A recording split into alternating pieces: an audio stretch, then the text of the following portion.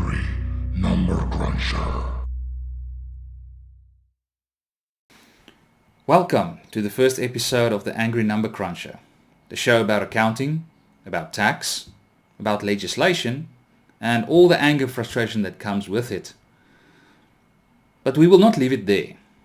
Once we are done raging, and believe me, rage we will try to find a solution, even if it's just a band-aid fix for the time being.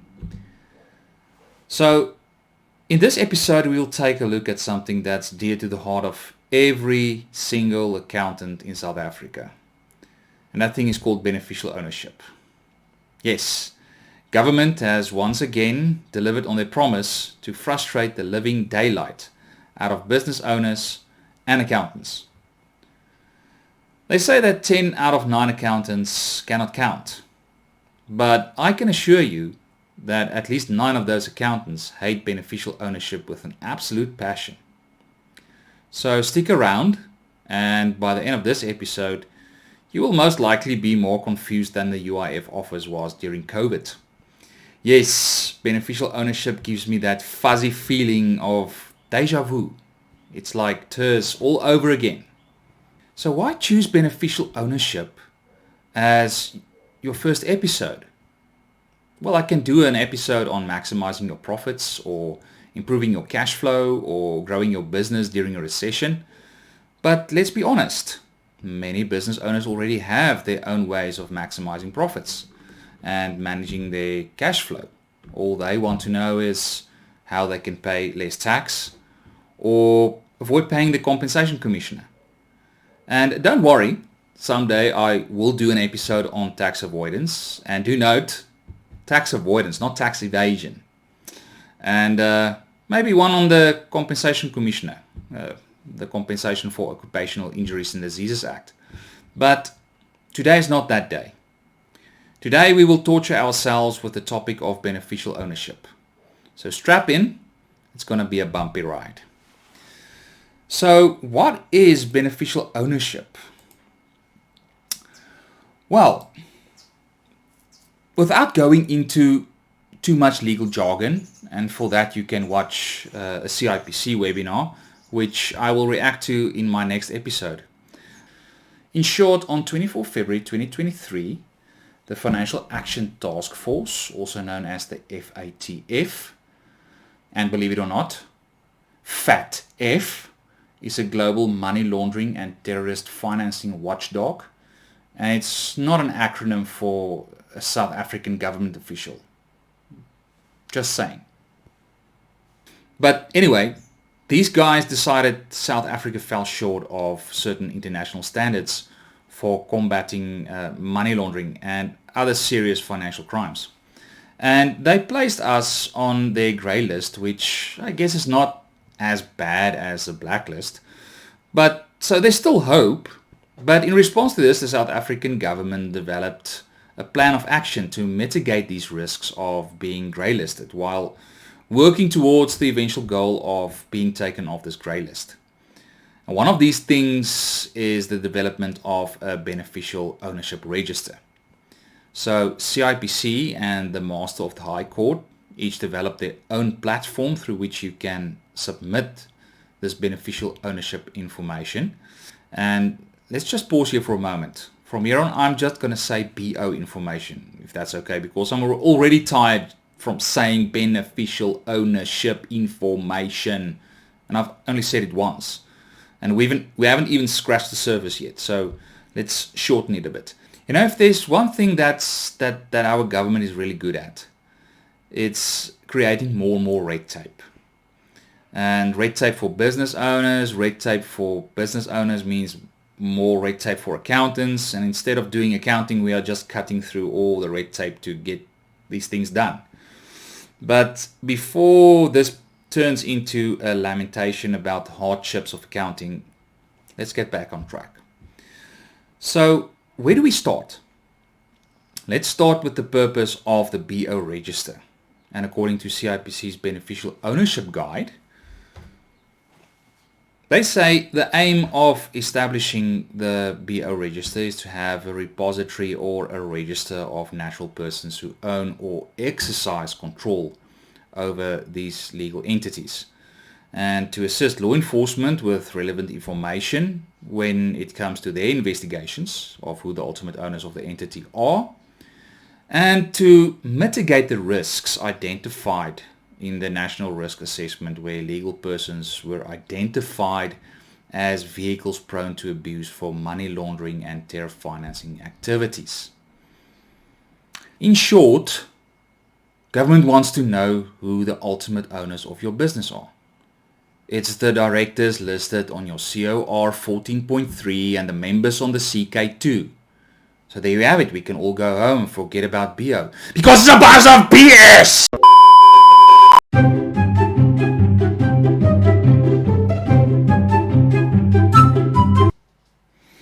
Okay. Deep breaths. Calm down. Calm down. Okay. We need to figure beneficial ownership out. We're gonna do this. Okay, so let's get back on track and let's try this again. Alright, where were we? Okay, sure, but it's not that simple. For most small businesses, this is actually the case. CIPC and the Master of the High Court already have the details of the actual owners of most businesses. But if CIPC just used their collective brain power back in April 2011, they could have prevented all this by just registering all the shareholders of private companies on their database as well. This is effectively what we are doing now. For many owner-managed companies, we are merely telling CIPC who are the shareholders, and with owner-managed, I mean, we are just telling CIPC that the directors and the shareholders are the same people. Now, the problem is not all companies are owner-managed. Sure, I know that. In some cases, you have no idea who the ultimate owner of the company is. Unless you ask the directors for a share register, and guess what? You can put on that share register whoever you want, because it's a document that's being drafted internally. To be honest, most owner-managed companies do not even bother compiling one because it's so pointless to do it. It's like buying yourself a birthday present, wrapping it, and then on your birthday you open it and look surprised at yourself in the bathroom mirror and say out loud, "Oh no, you shouldn't have." If CIPC took the time to implement a share register on their database as well, you would have had a standardized, computerized system by now from which you could even issue a share certificate to your shareholders. Right now, you can make your own share certificate and print it on toilet paper if you want. Just make sure you do not have multiple signed copies of those toilet paper printed share certificates. Yeah, that's some serious offense there if you have two copies of the same document. Like, you see, the legislator was more concerned about multiple copies of a share certificate than mandating to CIPC to create a database of shareholders as well. So here we are in 2023, South Africa is grey listed and companies are owned by people, but no one knows who those people are. But I'm asking myself, are you telling me that no one predicted this problem back in April 2011 when the new Companies Act came into effect? Well, of course not. Back then everyone was trying to figure out which COR, what form to complete with your black ballpoint pen. And then you had to figure out which supporting documents you had to attach in triplicate, and eventually at which building in Sunnyside you had to drop it off. Oh, lo and behold, do not forget to let the lady at the reception stamp your copy of your registration forms. Just in case you had to follow up 3 months later when you get a letter from CIPC in the mail. Yeah, back in the day when the post office was still working. Telling you one of the directors signed with a blue ballpoint pen. I mean, the cheek. Yeah. And they saw it was with a big pen, not a Parker pen. Can you believe it? The lack of cooperation CIPC got from the public back then. I mean, it made it impossible for them to foresee these shortcomings in their own database. I mean, just think of it, the amount of blue ink wasted on those registration forms. I mean, it's horrendous. So where were we?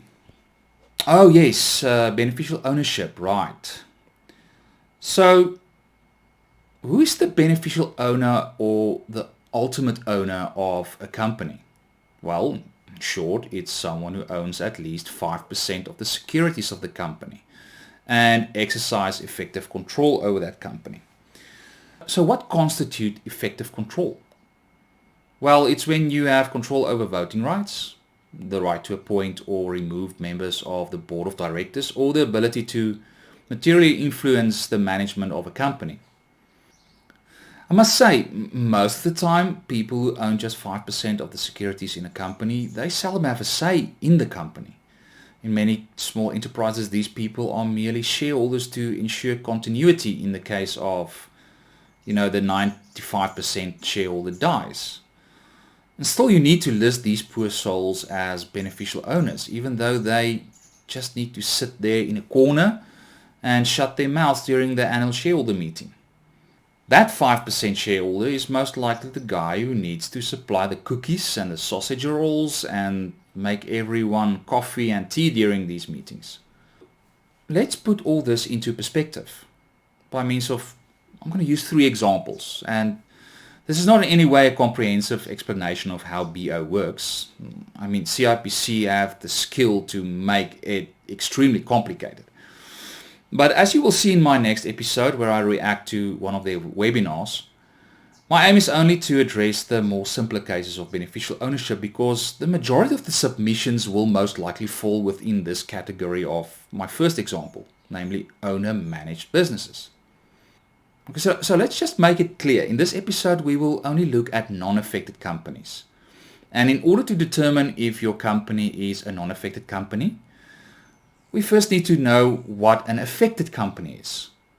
So the methodology is to see if your company falls within this definition.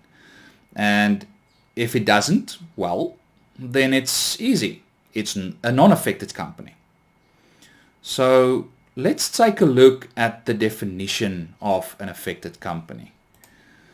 According to CIPC's FAQ on beneficial ownership, an affected company is 1, a public company, it's a state-owned company, or it's a private company in terms of the transfer of securities when exceeding the percentage prescribed by the minister, which is 10%, and if that transfer happened within a 24-month period.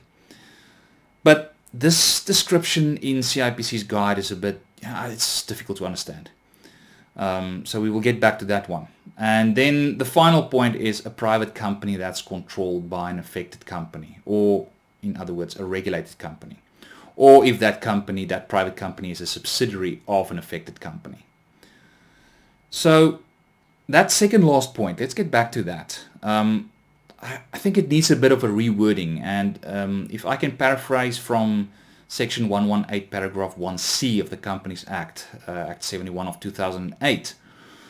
The Act states that it's a private company where more than 10% of its issued securities have been transferred within the previous 24 months, either by transfer between or among related or interrelated persons, or when the memorandum of incorporation of that company expressly provides that the company is a regulated company.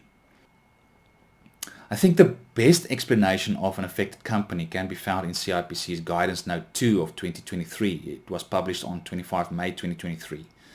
And that states, an affected company means a regulated company as set out in Section 117, paragraph 1, Roman numeral 1, and a private company that is controlled by or a subsidiary of a regulated company as a result of any circumstances contemplated in Section 2, paragraph 2a or 3 paragraph 1a. So in short, an affected company is basically any public company, non-listed, because because the JSE have their own rules. Or it's a private company involved in any kind of amalgamation, merger, or some kind of acquisition transaction. Or it's a private company being controlled by an affected company. So now that we have that out of the way, let's look at a couple of non-affected companies. And before we start with any of these examples, let's just take note that unless otherwise indicated, that all the names or the characters or the businesses or the places, the events and the incidents in these examples are just used for in a fictitious manner. So any resemblance to actual persons, living or dead, or actual events, that's purely coincidental. So if I use your uncle's name, it's not because I know your uncle. It's just coincidental. So let's go look at example 1. Now in example 1, we're gonna work with a company, let's call it company ABC Pty Limited. And this company has 2 directors, Mr. A and Mrs. B. And both are directors and shareholders of this company. So Mr. A has a 50% shareholding in this company, and of course Mrs. B also has a 50% shareholding, giving them an aggregate total of 100% shareholding. So far so good. It's very simple. Company ABC Pty Limited will therefore be classified as a non-affected company without beneficial ownership information. Now, this is how CIPC explained it during their Q&A session of their latest webinar on beneficial ownership. Now, I'm asking, how is it possible that this company does not have any beneficial owners? I thought the whole idea was to tell CIPC who the shareholders are. Right, but it seems like CIPC is only interested in the shareholders who hide in the shadows. I just think CIPC is just overcomplicating things here. So to save yourself some trouble afterwards, just disclose to CIPC who the owners are, whether they classify as a beneficial owner or not, because it seems not even CIPC is sure what it means to be a beneficial owner.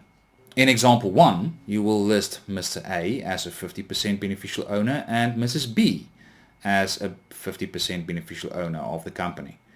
Both will therefore be on the securities register and the beneficial interest register, because they are both shareholders and beneficial owners in my opinion. So let's keep it simple, people. Let's just keep it simple. So let's move on to example 2. And here we are going to use the same company, again, company ABC Pty Limited, but we're going to change the roles of Mr. A and Mrs. B a bit. Mr. A is going to be only a director now, so he has no shareholding. He only manages the business. And Mrs. B will now only be a 100% shareholder. She's no longer involved in the day-to-day activities of the business. She's only interested in receiving a good return on her investment. So let's assume Mr. A and Mrs. B is married to each other. So this is an example of a typical marriage. The wife is the boss. She gets all the benefits, and the husband is the manager. He does all the hard work and he keeps the wife happy. You see, they're keeping things simple. Happy wife, happy marriage. Therefore, happy shareholder, happy company. And simple company structure, well, you get a happy accountant. And they are not a public company. They are not controlled by some affected company, and they do not engage in any funny, weird, complicated transactions. So just keep in mind, Mrs. B will not be listed anywhere on the company registration documents. So she's not known to be the beneficial owner. So her beneficial ownership needs to be disclosed to CIPC, and seeing the fact that they are not owned by some regulated company or involved in any kind of complicated transactions, I guess they will be a non-affected company with beneficial ownership. So yeah, there we have it.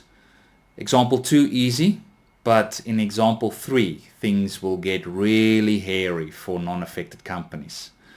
And here we have a company which we will call the Not So Simple Company Pty Limited.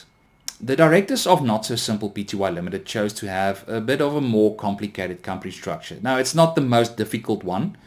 Sure, they are saving on estate duty, but their BO submission will be a pain in the ass. So in this case, we have this company and they have 2 directors, Mr. Simple and Mrs. Complicated. But 100% of the shares of this company is owned by a trust called the Not So Simple Family Trust. And Mr. Simple and Mrs. Complicated are trustees of this trust. And their 2 children, yes, once again, these 2 are married. Not the children, the trustees, just note. And they have two children called Little Simpleton and Little Complex. And these little buggers are the beneficiaries of the trust. So this is where the pawpaw hits the fan. Mr. Simple and Miss Complicated are just trustees. They are not beneficiaries as well. So they are just custodians of the trust assets and managing these assets for the benefit of the beneficiaries. I think the word beneficiaries already kind of explains it, don't you think? They eventually receive the benefits or the income or the proceeds from these assets. But do the trustees own these assets? No, they don't. They have no right over the assets of the trust. Sure, they can receive remuneration for the administration or the maintenance of the trust assets that they maintain for the benefit of the beneficiaries. They even might have lent money to the trust to acquire some of the assets or all of the assets, and this loan must be paid back to them, whether it's from the proceeds from selling these assets of the trust or paying them back over time from the income that's being generated by these assets. But neither the assets nor the profits of the trust belong to the trustees, yet the Trust Property Control Act, Act 57 of 1988, was amended on 1 April 2023 by adding the definition of a beneficial owner to Section 1 of the Act. And it reads as follows. A beneficial owner, in respect of the provisions of a trust instrument, means a natural person who directly or indirectly ultimately owns the relevant trust property. Now this is quite broad, still simple enough to understand, and this might even include a trustee. Point B, a natural person who exercises effective control of the administration of the trust arrangements that are established pursuant to a trust instrument. Still very broad, again simple enough to understand, and this might also include a trustee. Point C, each founder of the trust. Now it gets a bit more specific. It refers to the founder of the trust, which could also be a trustee. And in many cases, the third independent trustee is also the founder of the trust. If the founder is a legal entity, in other words, a company or another trust, it will be the natural person who directly or indirectly ultimately owns or exercises effective control over this legal entity. So we will keep on drilling down until we end up with a natural person. Now, the next point, it's even more specific. They call the beneficial owner by name, the trustee. Again, they include the possibility of a legal entity as a trustee, forcing us to drill down to the natural person who owns or exercise effective control over that entity. And in the final point of our definition, yes, you guessed it, the beneficiaries of the trust. And as the previous 2 points, it also includes the possibility of a legal entity as a beneficiary. But the choice of words in the last point is quite interesting. They make it really specific. The beneficiaries referred to by name. So what about the cases where the wording of the trust deed reads in the line of the legal offspring of the beneficiary mentioned by name? This means the legal offspring will also be beneficiaries, yet the Act excludes them from the definition. And this is strange, because in the webinars I've seen of CIPC, they are quite adamant to keep on drilling down until you have exhausted all avenues of possible beneficial owners. Like even the spouse of someone married in community of property is seen as a beneficial owner. But here the legal offspring of the beneficiaries is ignored. I just find this oversight quite odd. And I know this is the Master of the High Court, it's not CIPC who did the wording here. But still, I would have expected the Master of the High Court to include that possibility of the legal offspring of the beneficiary, and here they didn't. So there you have it. It's quite clear from the definition that the beneficiaries and the trustees are bluntly seen as beneficial owners without taking any context into consideration. So if someone decides to add me as the third trustee of the trust, the third independent trustee, I have the obligation to ensure that the trust assets are managed for the benefit of the beneficiary in accordance with the terms set out in the trust deed. That means that I might have the authority to exercise effective control over the trust assets, but I've got absolutely no right or ownership over the trust assets. It belongs to the trust. It doesn't belong to me. Yet the new amendments to the Act contradict this and tell me that I'm the beneficial owner of the trust, and if I effectively own something, I'm entitled to its proceeds or the profits of the assets. Yet the trust deed says I'm only a trustee and not one of the capital or income beneficiaries. So how on earth does this make sense? So poor little simpleton and little complex. I mean, if I was a trustee on their trust, I think I would have had the right to sell their vacation house and take some of those proceeds for myself. I mean, I'm a trustee. The Act says I'm a beneficial owner, right? No, it's not that simple. Mr. Simple and Mrs. Complicated will sue my ass. They will forcefully remove me as a trustee faster than you can say BO. And what about the beneficiaries? Well, according to the amendments made to the Trust Property Control Act, these poor little buggers are also now all of a sudden beneficial owners of the trust. What if it's a special trust where they are only entitled to receive these assets when they turn 21 or some other condition is met? Until this condition is not met, they own absolutely nothing. So how on earth can they be a beneficial owner at this point? So let's go back to the example. On the Securities Register of Not So Simple Pty Limited, we will show Not So Simple Family Trust as the 100% shareholder of this company. So, okay, simple, it's easy. But what about the beneficial ownership register? Now remember, the shares in Not So Simple Pty Limited is the only asset of the trust. So both the trustees and the beneficiaries are beneficial owners. So who ultimately owns 5%? Well, at least 5% of these shares. And how do we determine that? Or do we split these shares up in equal parts? All of a sudden each party owns 25% of the shares. Well, it sounds like Little Simpleton and Little Complex are being screwed over. Because the trust deed says nothing about how the shares are distributed between the beneficiaries and the trustees, it just says Little Simpleton and Little Complex are the beneficiaries of the trust, and if the parents are fair, both of them will receive 50% from the proceeds of these shares, whether it's in the form of dividends or the proceeds from selling these shares.